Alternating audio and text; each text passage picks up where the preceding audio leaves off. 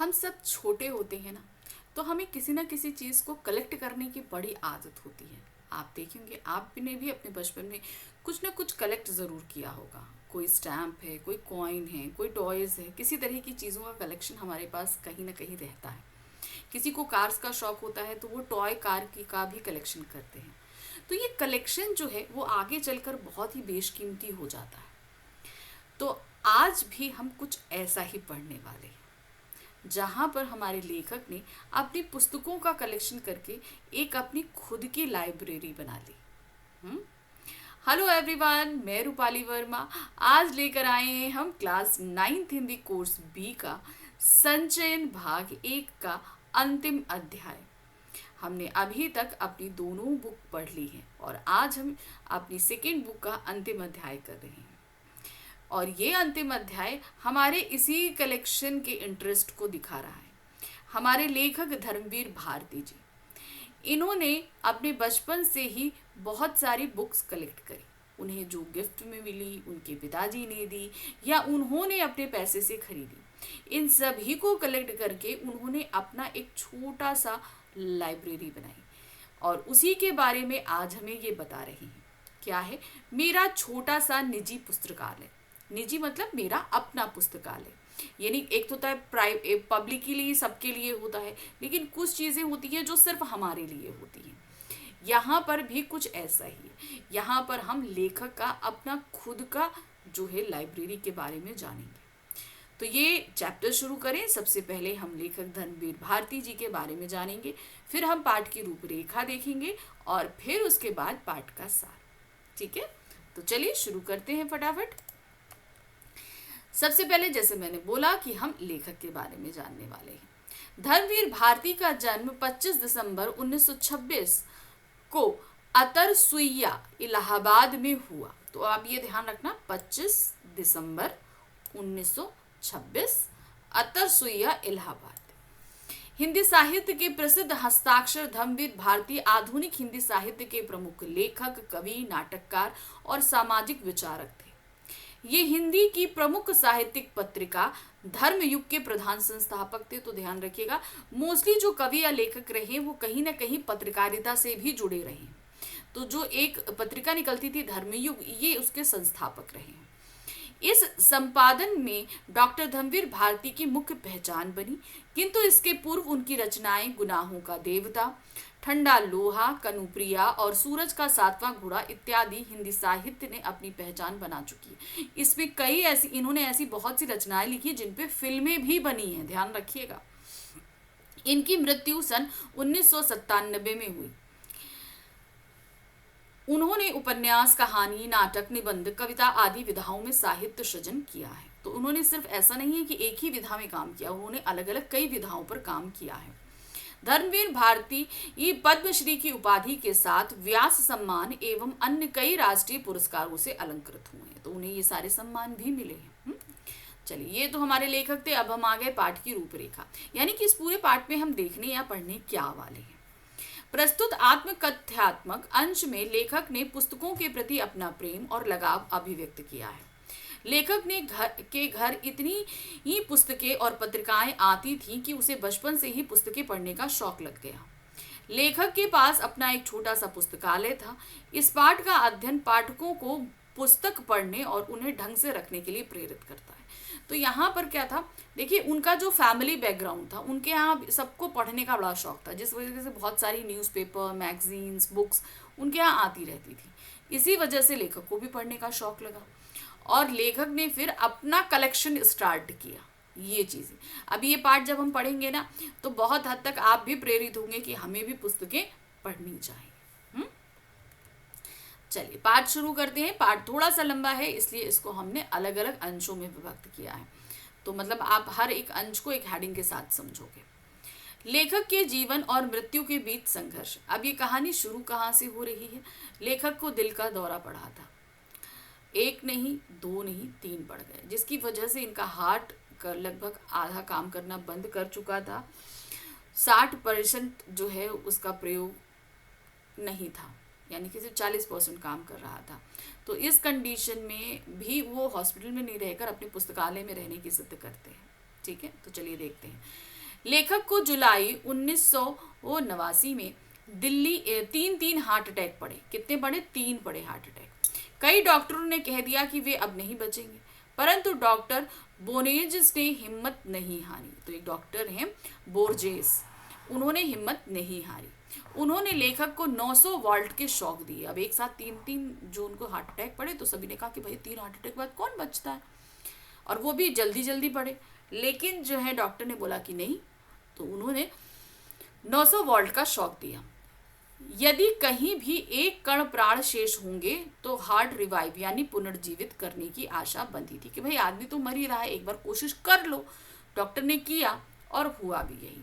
900 volt के shock देने के पश्चात प्राण तो लौट आए, पर इस प्रयोग से 60% हार्ट सदा के लिए नष्ट हो गया। 60% हार्ट ने काम करना हमेशा के लिए बंद कर दिया। शेष 40% में भी रुकावट थी, अतः ओपन हार्ट ऑपरेशन की आवश्यकता बताई गई। आर्टरीज जो ब्लॉक हो जाती है ना, उसके लिए। लेकिन अभी उन्हें कुछ दिन आराम करने को कहा गया। लेखक को अर्ध मृत्यु वाली स्थिति में घर लाया गया। अब ये हुआ कि भाई अब तुरंत तो ओपन हार्ट सर्जरी कर नहीं सकते, अभी हार्ट अटैक आया, तो ये हुआ कि जो है पहले इनको कुछ दिन रेस्ट कराया जाए। उसके बाद लेखक के कमरे की व्यवस्था, अब उन्हें घर लाया गया, तो अब वो कहाँ पर रहेंगे? अब चूंकि एक बीमार आदमी है, एक तरीके से मौत से लड़कर आया है, तो उसको उसी तरीके से रखना है कि भाई वो सारे इमरजेंसी इक्विपमेंट रखने पड़ते हैं ना, तो उस तरीके की व्यवस्था की गई।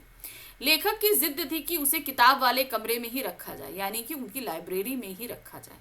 उसे वहां लिटा दिया गया, उनके लिए वहां पे बेड की व्यवस्था, और जैसे भी एक मरीज के लिए होती है उस तरीके से करके उनको वहां पर लिटा दिया गया। चलना, बोलना, पढ़ना सब कुछ मना था, यानी कि उन्हें कुछ भी करने की परमिशन नहीं थी। वह दिन भर कमरे में पड़े पड़े 2 ही चीजें देखता। कमरे में बाईं ओर की खिड़की के सामने रह रहकर हवा में झूलते सुपारी के पेड़ के झालरदार पत्ते, यानी कि उनकी खिड़की के बाहर जो है वो एक सुपारी का पेड़ था, वो उसको देखते रहते थे। और कमरे की अलमारियों में भरी किताबें, किताबें उनको बहुत प्रिय थी, तो वो उसको देखते रहते थे। लेखक के पास हजारों किताबें जमा हो गई। यह कैसे जमा हुई, इसकी भी एक कहानी है। लेखक ये बताने से पहले कि किताबें कैसे जमा हुई, यह बताता है कि उसे पढ़ने का शौक कैसे लगा। देखिए, किसी भी चीज का कलेक्शन से पहले उसका इंटरेस्ट होना जरूरी है। तो लेखक को उसका इंटरेस्ट आया कैसे? अब इनका फैमिली बैकग्राउंड ऐसा है कि इनके यहाँ शुरू से ही सभी लोग जो है वो किताबें पढ़ने में बहुत इंटरेस्टेड रहे, तो इस वजह से उनके अंदर भी ये इंटरेस्ट जगा। लेखक के पिता, अब यहाँ पर क्या, लेखक की प्रारंभिक शिक्षा। अब ये बात यहाँ बचपन से शुरू करते हैं, ये शौक तो जाहिर सी बात है बचपन से लगा होगा, तो वो शुरू करते हैं। लेखक के पिता आर्य समाज रानी मंडी के प्रधान थे, और उनकी मां ने स्त्री शिक्षा के लिए आदर्श कन्या पाठशाला की स्थापना की थी। तो मतलब देखिए, दोनों लोग ही पढ़े लिखे बैकग्राउंड में। पिता की अच्छी खासी सरकारी नौकरी थी। बर्मा रोड जब बन रही थी तब उन्होंने बहुत धन कमाया था, लेकिन लेखक के जन्म के पहले ही गांधी जी के आह्वान पे उन्होंने सरकारी नौकरी छोड़ दी। उन दिनों लेखक के परिवार के लोग बड़े आर्थिक कष्टों से गुजर रहे थे, फिर भी घर में नियमित रूप से पत्र पत्रिकाएं आती थी, यानी कि आप फाइनेंशियली जो है वो क्रैश कंडीशन में थे, लेकिन उसके बावजूद जो है पत्र पत्रिकाओं का जैसे नियमित आना होता था उसी तरीके से आती थी। आर्य मित्र साप्ताहिक, वेदोदम, सरस्वती, गृहिणी और 2 बाल पत्रिकाएं, बाल सखा और चमचम, ये पत्रिकाएं उनके यहाँ रेगुलर आती थी। इसीलिए लेखक को बचपन से ही पढ़ने की आदत लग गई। अब उनको इंटरेस्ट कैसे जगा? बचपन से सारी चीजें पढ़ते हुए। लेखक की प्रिय पुस्तक का लेखक पर प्रभाव। अब लेखक की एक प्रिय पुस्तक थी, उसका प्रभाव लेखक पर किस तरीके से पड़ा? लेखक के घर में सत्यार्थ प्रकाश भी थे, सत्यार्थ प्रकाश जी की पुस्तक। सत्यार्थ प्रकाश के अध्याय पूर्ण रूप से लेखक को समझ नहीं आते थे, परंतु उन्हें पढ़ने में मजा आता था। लेखक की प्रिय पुस्तक थी स्वामी दयानंद की जीवनी। ठीक है, तो ये इनकी प्रिय पुस्तक है, इसका नाम याद रखिएगा। इसमें स्वामी दयानंद के जीवन की अनेक घटनाओं का वर्णन था। स्वामी दयानंद अदम्य साहस वाले अद्भुत व्यक्ति थे। उनके जीवन की घटनाएं मुझे, यानी कि लेखक, काफी प्रभावित करती थी, यानी कि धर्मवीर भारती जी को दयानंद सरस्वती जी की जो रियल लाइफ स्टोरीज थी वो उन्हें बहुत ज्यादा इंस्पायर करती थी। जैसे चूहे को भगवान का भोग खाते देखकर मान लेना कि प्रतिमाएं भगवान नहीं होती। तीर्थों, जंगलों और हिम शिखरों पर साधुओं के बीच घूमना, भगवान की तलाश करना आदि ऐसे मूल्य जो समाज विरोधी हैं या मनुष्य विरोधी, उनका खंडन करना लेखक को काफी प्रभावित करता था। अंत में हारे हुए को क्षमा करना और उसे सहारा देकर लेखक ने बाल मन को बहुत प्रभावित करता था। तो स्वामी दयानंद सरस्वती के जो भी अनुभव रहे वो उनकी जीवनी में थे। ये सारे इंसिडेंट जब वो पढ़ते थे तो कहीं ना कहीं इन सभी का प्रभाव लेखक धर्मवीर भारती के बाल मन पर पड़ा। लेखक की माँ स्कूली पढ़ाई पर जोर देती थी। भाई देखिए, एक स्कूल एजुकेशन भी बहुत ज़रूरी होती है ना। तो अगर हम इस तरह की पत्रिकाओं को पढ़ने में लग जाएं तो स्कूल की किताबें ना पढ़ें तो परेशानी हो सकती है ना। स्कूल की किताबें पढ़ना बहुत ज़रूरी होता है। लेखक को शुरू में घर पे ही पढ़ाया गया तथा वह बुरे संस्कार ग्रहण ना कर ले, इसलिए कक्षा 2 तक की पढ़ाई लेखक के घर में की गई। बाहर मतलब का माहौल ऐसा नहीं था कि बच्चे को बाहर भेजा जाए, इसलिए उनके जो है स्टार्टिंग की जो पढ़ाई है 2 क्लास तक की वो घर पर ही हुई।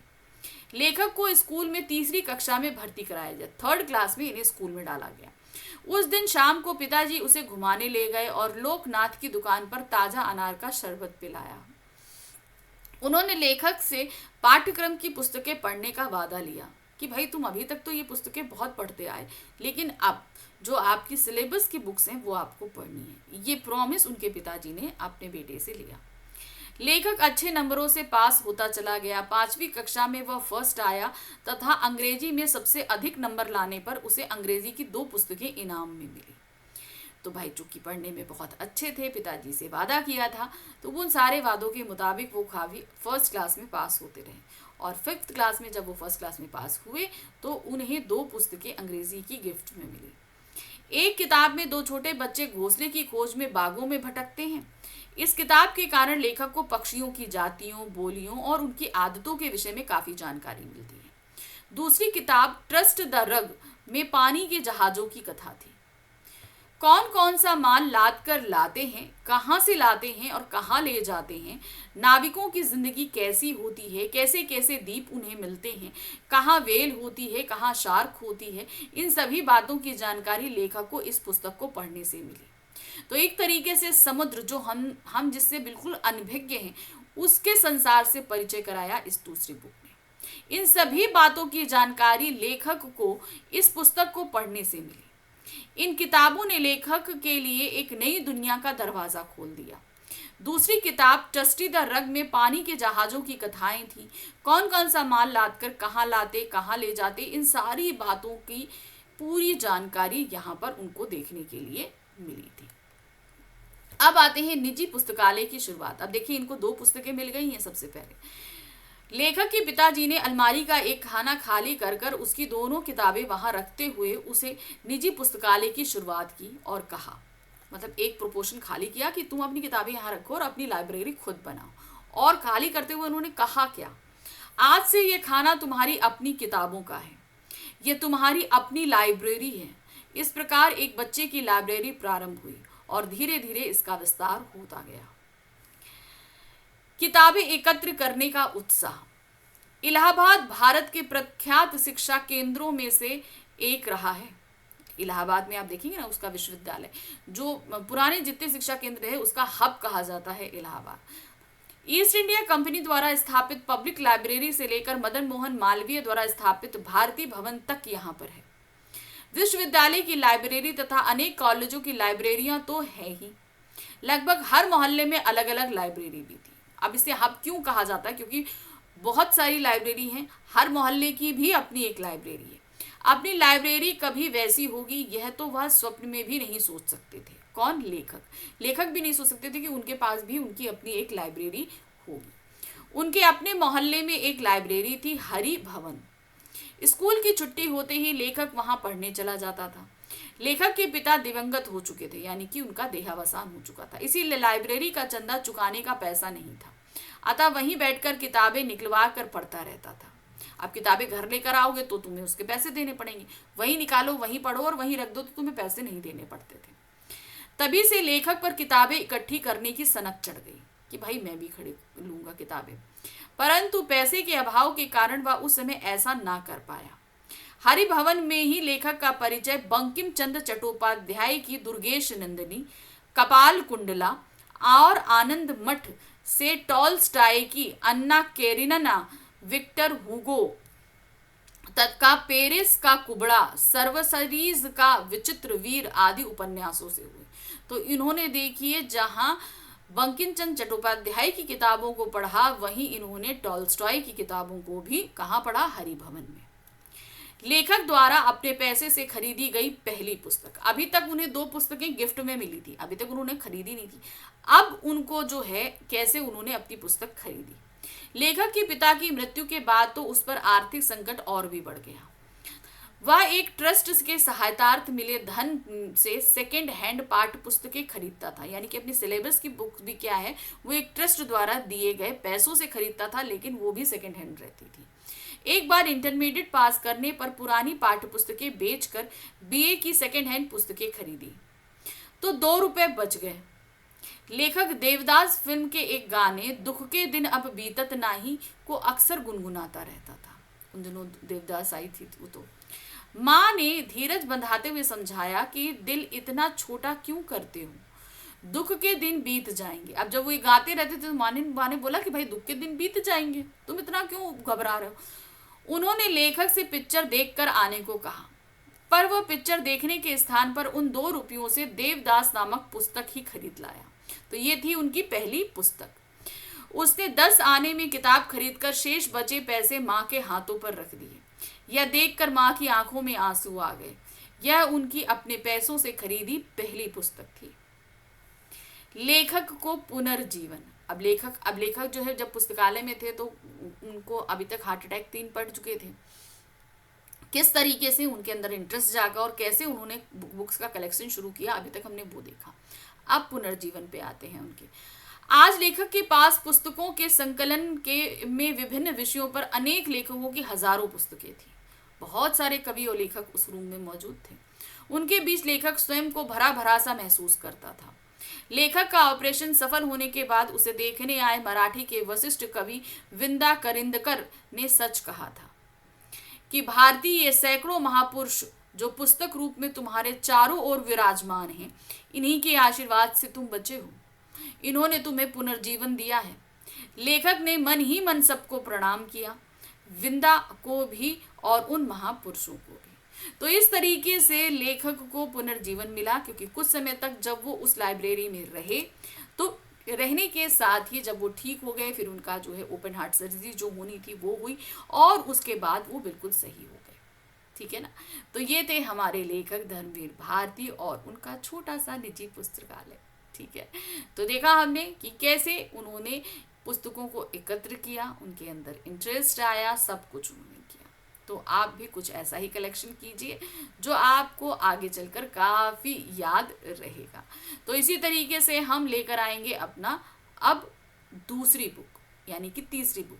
अब हमारा कोर्स बी यहाँ पर ख़त्म हो चुका है, क्लास 9 का ध्यान रखिएगा। इसका मतलब ये नहीं कि सिलेबस ओवर हो गया। सिलेबस तो हमने एक्सप्लेनेशन दे दिया, अब एग्जाम ओरिएंटेड क्वेश्चन बाकी है। लेकिन उससे पहले हम शुरू करेंगे 9th ए कोर्स ए शुरू करेंगे और फिर हम आपके पास लेकर आएंगे एग्जाम ओरिएंटेड क्वेश्चंस। ठीक है। तो देखते रहिए, पढ़ते रहिए। अब हम मिलेंगे एग्जाम ओरिएंटेड क्वेश्चंस के साथ में, और तब तक हम पढ़ाएंगे कोर्स ए को। लेकिन उससे पहले फटाफट चैनल को लाइक सब्सक्राइब शेयर कर लीजिए, क्योंकि जब हम एग्जाम ओरिएंटेड क्वेश्चंस लेकर आएंगे तो उनके नोटिफिकेशन आपको टाइमली मिल जाएं और आप उन वीडियोस को देखकर लाभ उठाएं। ठीक है। चलिए मिलते हैं अगली बार। Thank you for watching. Bye bye.